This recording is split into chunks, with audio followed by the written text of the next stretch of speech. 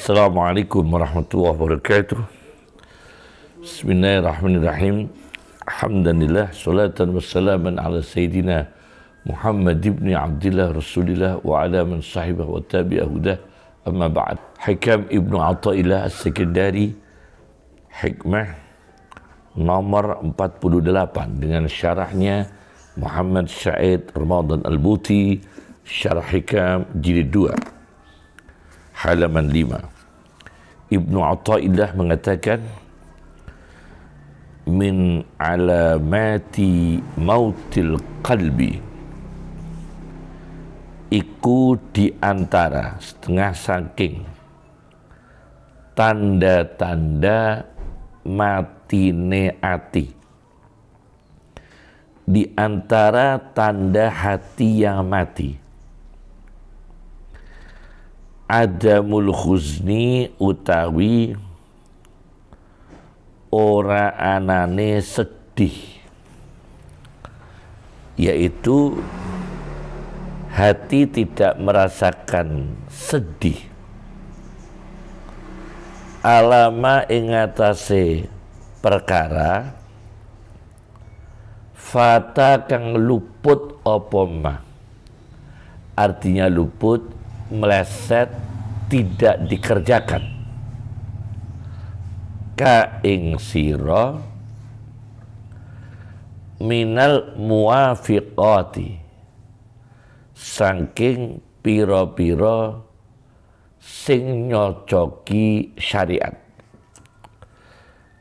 saking pira-pira sing nyocoki syariat, yakni amal-amal taat, amal-amal taat, tidak mengerjakan ketaatan kepada agama Islam, kepada Allah, kepada Rasulullah Sallallahu Alaihi Wasallam, tapi anehnya tidak merasa sedih, padahal tidak melakukan ketaatan. Ini tanda hati yang mati, mautil qalbi. Tanda yang kedua,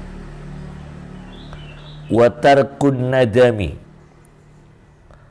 lan ninggalno penyesalan, yakni tidak menyesal alama ing atase perkara fa'alta kang agawe sapa sira, yang kamu lakukan, hu ing ema,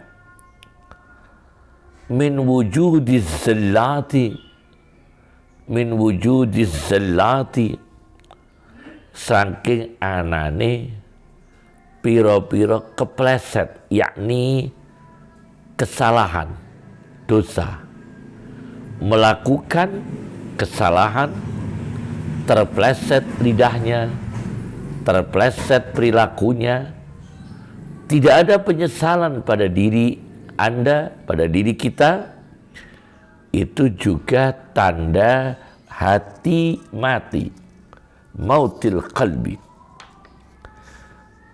Dr. Muhammad Said Ramadan Al-Buti di dalam syarahnya, syarah hikam Syarhun wa Tahlil di jilid 2 halaman 12, beliau mengatakan, menggambarkan tentang hamba-hamba Allah yang tidak bisa dikuasai syaitan. Meskipun hamba ini kadang mempunyai kesalahan, ternyata hamba yang tidak bisa dikuasai syaitan itu yang masih ada penyesalannya. Salah tapi masih menyesal, salah tapi masih evaluasi diri, salah tapi masih memperbaiki, yakni bertaubat. Di halaman 12, Muhammad Said Ramadan Al-Buti menanggapi redaksi hikam yang ke-48 ini, beliau mengutip satu ayat Quran, inna ibadi laisa laka alaihim sultan, sesungguhnya hamba-hambaku tidak ada jalan menguasai bagimu setan atas mereka. Hamba-hambaku, kamu tidak bisa menguasainya setan. Wahai setan. Siapa hamba-hamba ini?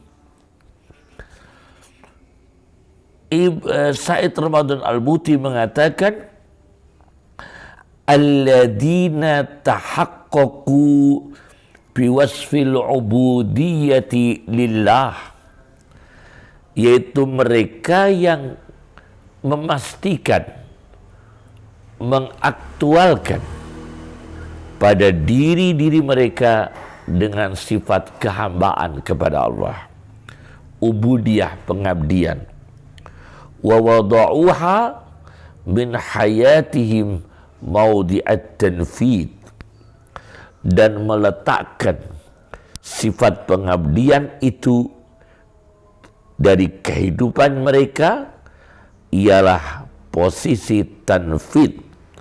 Tanfid itu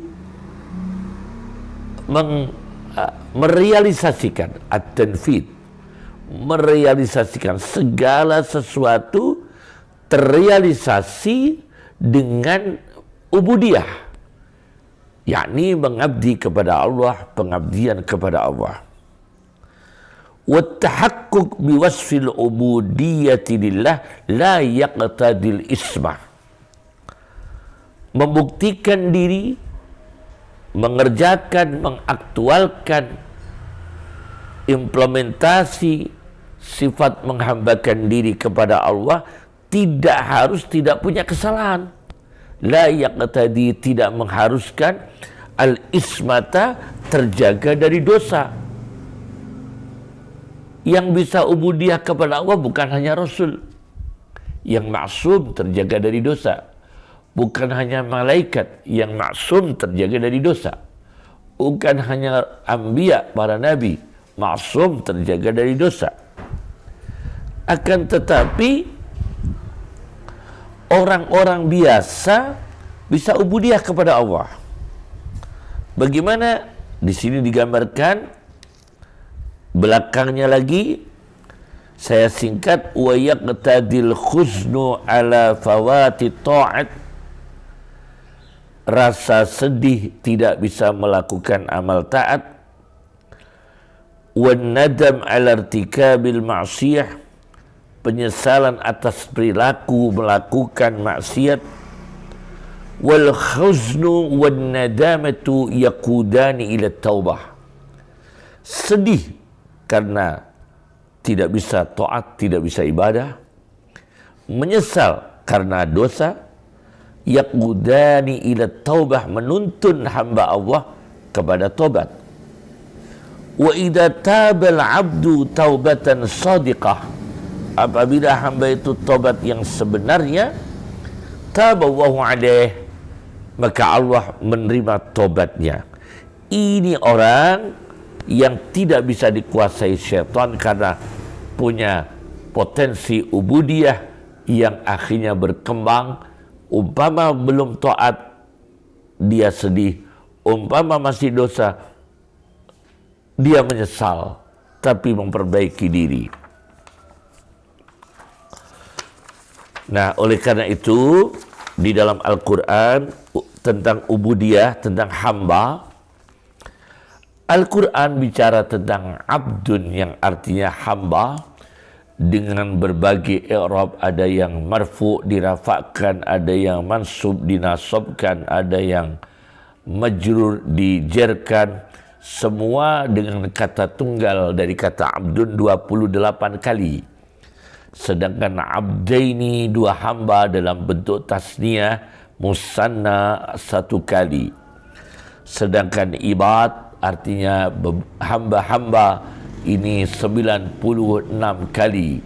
Sedangkan abid artinya juga hamba, abid artinya juga hamba, itu 5 kali.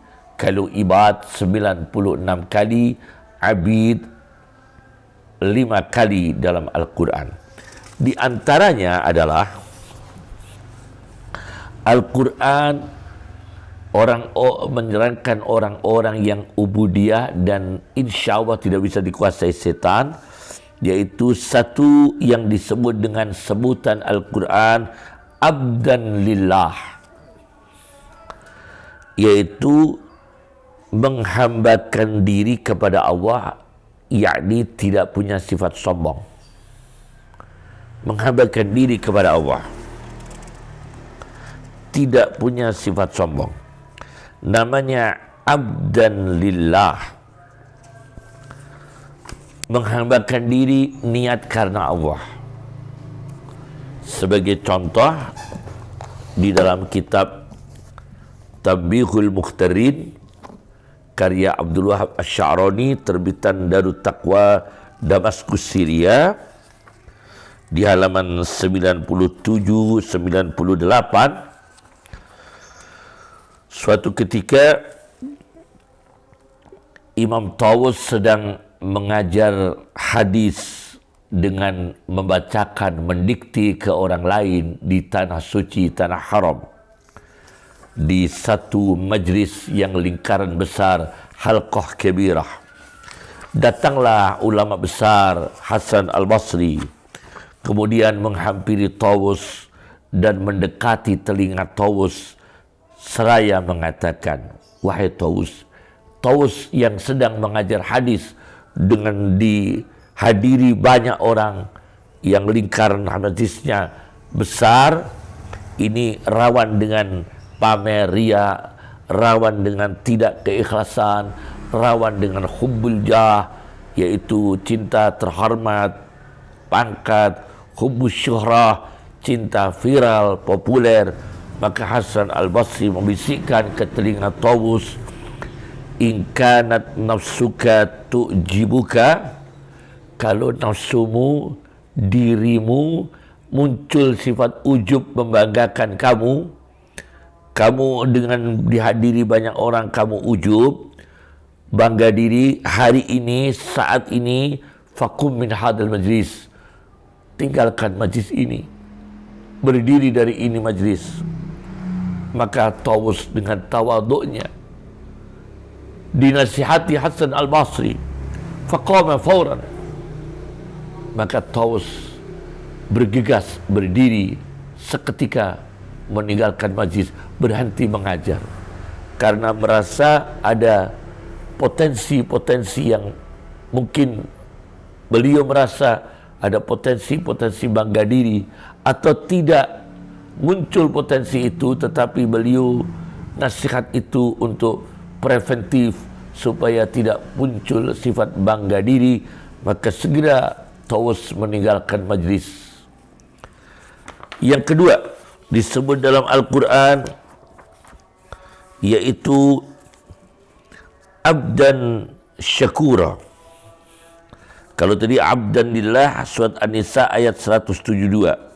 Yang kedua adalah abdan syakura, surat Al-Isra ayat 3, yaitu hamba yang banyak bersyukur. Hamba yang banyak bersyukur. Saya baca mengenai hamba yang banyak bersyukur. Ini syukurnya tentu yang kita ketahui dalam istilah syukur. Ada syukur dengan bentuk lisan, alhamdulillah, syukur dengan bentuk hati, ada syukur yang bentuk harta, ada syukur dalam arti seluruh nikmat yang diberikan Allah kita salurkan pada perkara-perkara yang diridhai Allah.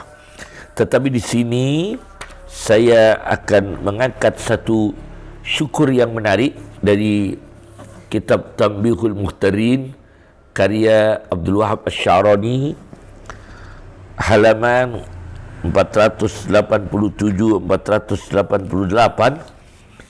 Sufyan As-Sauri ketika lewat seorang, mohon maaf, polisi. Tapi tidak semua polisi ini buruk. Ya sama dengan sipil. Sipil ada yang baik, ada yang buruk. Tentara ada yang baik, ada yang buruk. kemudian polisi ada yang baik, ada yang buruk.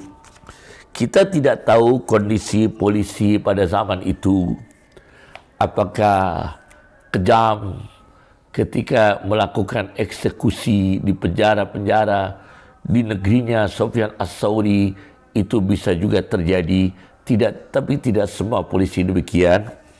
Nah, yang jelas ketika ada seorang polisi lewat dengan tanda kutip ini polisi yang dipandang oleh Sufyan Ats-Tsauri ketika itu adalah polisi yang mungkin banyak catatan-catatan yang dianggap merah, maka beliau spontan sujud syukur, yakhirru lillahi sajidan.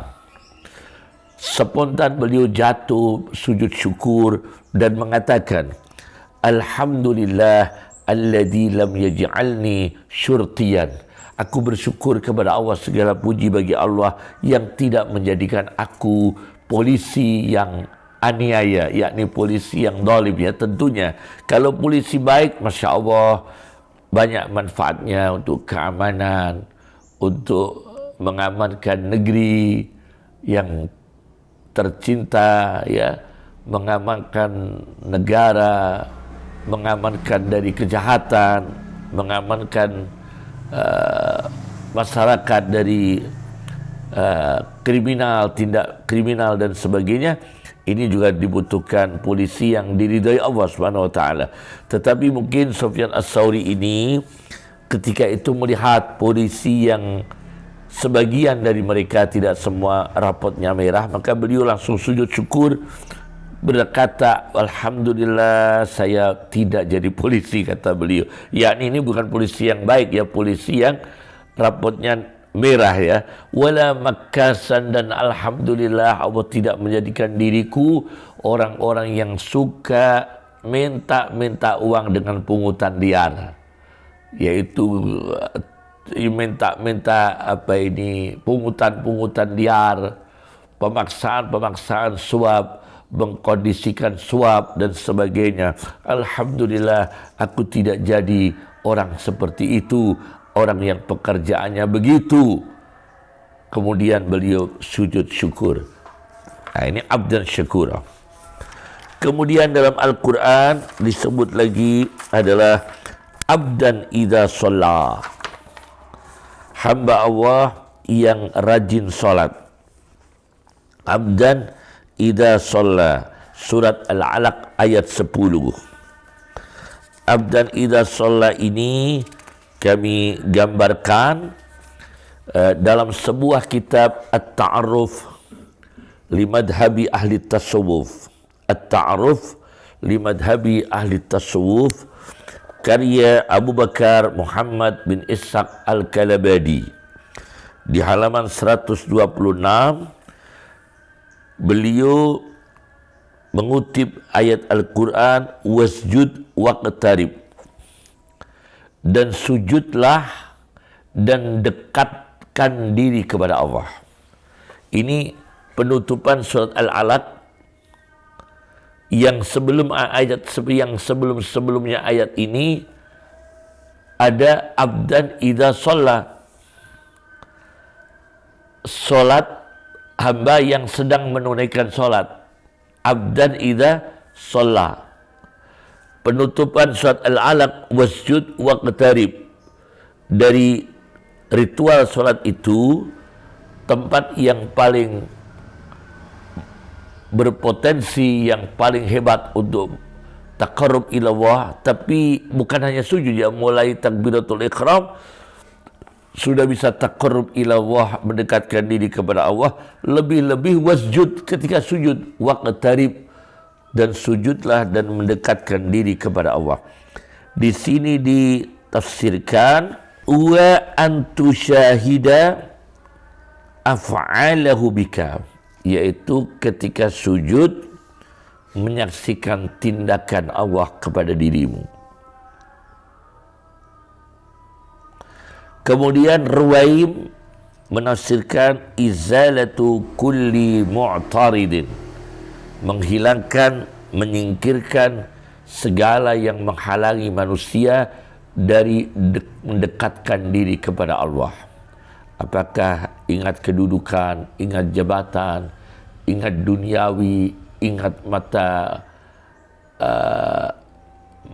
ingat uang tunai, ingat perhiasan yang menghalangi, itu disingkirkan semua, yakni disingkirkan dari hati untuk dekat diri kepada Allah. Wasjud waqtarib. Ini abdan yang ketiga.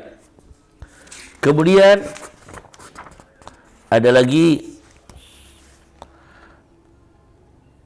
abdan min ibadina atainahu rahmatan min indina wa 'allamnahu min ladunna ilma, yaitu hamba yang diberikan Allah, yang aku berikan, atainahu abdan min ibadina, seorang hamba yaitu Khadir alaihi salam di antara hamba-hambaku, atainahu rahmatan min indina, yang aku berikan kepadanya rahmat indiyah, rahmat dari sisi Allah, dari sisiku, wa 'allamnahu min ladunna ilma, dan aku berikan pelajaran kepadanya ilmu laduni, ilman min ladunna ilman. Surat Al-Kahfi ayat 65. Di sini di dalam kitab Tanbihul Muhtarin di halaman 88-89 karya Abdul Wahab Asy-Sya'rani, mengutip dari guru daripada Abdul Wahab Asy-Sya'rani, Syekh Ali Al-Khawas, beliau mengatakan, ma samma anfa'u li auladil ulama'i was salihin, tidak ada di sana yang lebih manfaat untuk anak-anaknya para ulama wassalihin dan anak-anak orang soleh, minad du'ai, daripada mendoakan lahum untuk mereka, mendoakan anak-anaknya para ulama, mendoakan anak-anaknya orang soleh, doakan dari jarak jauh, meskipun tidak hadir melihat anaknya, tidak hadir melihat putranya, tidak hadir di depan cucunya, doakan. Ma'atafwidi amrihim ila Allah ta'ala, dan serahkan perkara anak-anaknya para ulama dan orang soleh itu, serahkan kepada Allah. Kenapa demikian? Karena wadhalika, kenapa perkara anak-anaknya ulama dan anak-anaknya orang soleh ini kita serahkan kepada Allah dan mendoakan meskipun tidak hadir di depan mereka para anak-anak, li'anna ahadahum yatarabba ma'al idlali ala walidih, karena di antara sebagian anak-anaknya para ulama dan orang soleh itu, ketika masa-masa pendidikannya itu dibarengi dengan ketidaksopanan, kadang begitu ya, anak-anaknya para ulama dan anak-anaknya orang soleh di ketika masa pendidikan, yatarabba ma'al idlali, dibersamai dengan berani. Berani di sini dalam arti tidak sopan, ma'a ala walidi, atas ayahnya sendiri, sementara ma'a musa'adati ummihi, sementara ibu dari anak itu pasti bela menolongnya ibunya si anak, ingkanat, apabila ibunya masih ada. Dan kemudian anak ini sudah dihormati, wa yaktafi bi ta'dhimin nas lahu bi hukmi tabai li abihi, dan kadang-kadang anaknya para ulama dan orang soleh ini merasa cukup, dia dimuliakan masyarakat karena melihat ayahnya, bi hukmi tabai li abihi, mengikuti abahnya, mengikuti anaknya. Fala yasiru indahu da'iyah, maka si anak itu tidak ada ketertarikan, tidak ada motivasi, tidak ada dorongan, tidak ada ajakan, da'iyah ila iktisabil fadaili ghaliban, untuk meningkatkan, memperoleh prestasi-prestasi dari dirinya sendiri, bukan mengandalkan ayahnya mendapatkan kelebihan-kelebihan dari dirinya. Dia tidak ada keinginan itu karena merasa sudah dimuliakan karena anak seorang ulama dan orang soleh. Maka tetap dididik anak-anaknya para ulama dan anak-anaknya orang soleh. Tapi kata beliau yang paling manfaat menghadapi anak-anak seperti ini adalah doa dan menyerahkan anak-anak itu kepada Allah Subhanahu wa taala supaya Allah menata mereka, membimbing mereka. Ini nanti anak-anak akan diberi ilmu oleh Allah, rahmat indiyah, ilmu laduni, dengan tirakatnya orang tua, dengan tirakatnya kakek-kakeknya. Itu insya Allah memang ada, tetapi jangan dipakai kemudian para anak-anak ulama ini kemudian nakal yang melampaui batas, kemudian melakukan hal-hal yang tidak dibenarkan syariat. Itu nanti juga akan berbahaya. Dan kita ingat kisah anaknya Nabi Nuh yang naas dan celaka. Kemudian yang terakhir dalam Al-Quran yang nomor 5, yang tidak kami sebut semua, yang kelima adalah Atir Rahmani Abda, orang yang datang kepada Allah dengan status sebagai hamba, yaitu seluruh makhluk di langit. In kullu man fis samawati wal ardi illa atir rahmani abda. Tidaklah ada seluruh hamba Allah di dalam langit dan bumi, melainkan akan datang kepada Allah yang Maha Pengasih sebagai mereka ini semua sebagai hamba. Atir rahmani abda. Maka hamba Allah yang betul-betul dekat dengan Allah, ubudiyah kepada Allah, berfikir bahawa kita akan sowan kepada Allah Subhanahu wa taala. Maka sebagai penutup, saya baca dalam kitab Tanbihul Muhtarin karya Abdul Wahab Asy-Sya'rani, disebutkan di sini bahawa Abu Maisarah mengatakan, mengutip satu hadis yang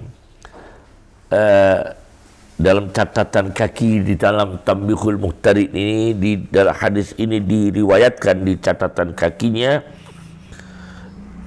di hadis seperti ini di Musannaf Ibnu Abi Syaibah, Khulyatul Auliya, Al-Mu'jamul Kabir At-Tabarani, dan semua kitabnya ada di perpustakaan kami. InsyaAllah ada semua kitab ini. Ada hadis seorang mayit dipukul di dalam kuburnya, dan sekali pukulan itu kuburan itu menyala berkobar api. Iltahaba qabruhu minha naran. Menyala berkobar api dari pukulan sekali itu, menyala berkobar api. Kemudian mayit itu bertanya, kenapa saudara memukuli aku? Kenapa saudara semua ini memukuli aku? Kata malaikat ini yang bertugas memukuli hamba ini dalam kubur, mengatakan, saudara pernah lewat, ada orang dianiaya minta tolong kepada saudara, saudara tidak menolongnya.